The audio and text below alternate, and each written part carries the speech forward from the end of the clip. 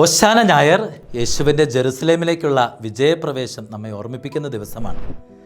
ജനങ്ങൾ തങ്ങളുടെ വസ്ത്രങ്ങളും സൈത്തിൻ കൊമ്പുകളും വിരിച്ച് ഓശാന എന്ന് വിളിച്ച് യേശുവിനെ സ്വീകരിച്ചു. അവരൊരു ശക്തനായ രാജാവിനെ പ്രതീക്ഷിച്ചു. പക്ഷേ യേശു വിനയത്തോടെ ഒരു കഴുതപ്പുറത്ത് കയറി നഗരത്തിലേക്ക് കടന്നു വന്നു. ദൈവത്തിൻ്റെ മഹത്വവും വിനയത്തിലൂടെയാണ് പ്രകടമാകുന്നത് എന്ന ഒരു വലിയ സത്യത്തിലേക്ക് ഈ ദിവസം നമ്മെ നയിക്കുന്നു. മനുഷ്യരുടെ പ്രശംസയും ആഹ്ലാദവും ശാശ്വതമല്ലെന്ന് യേശു അറിഞ്ഞിരുന്നു. ഇന്ന് ഓശാന വിളിച്ചവരിൽ ചിലർ പിന്നീട് അവനെ ക്രൂശിക്കൂ എന്നും വിളിച്ചു പറയുമെന്ന് യേശുവിന് വ്യക്തമായി അറിയാമായിരുന്നു.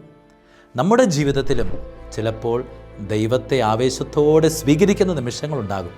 പക്ഷേ പരീക്ഷണവും വേദനയും വരുമ്പോൾ നമ്മുടെ വിശ്വാസം ക്ഷയിക്കാറുണ്ട്. യേശുവിനെ സന്തോഷത്തിൻ്റെ നിമിഷങ്ങളിൽ മാത്രമല്ല, കുരിശിൻ്റെ വഴിയിലും വിശ്വസ്തമായി അനുഗമിക്കുവാൻ വിളിക്കപ്പെട്ടവരാണ് നാം എന്ന് ഈ ദിനം നമ്മെ ഓർമ്മിപ്പിക്കുന്നു.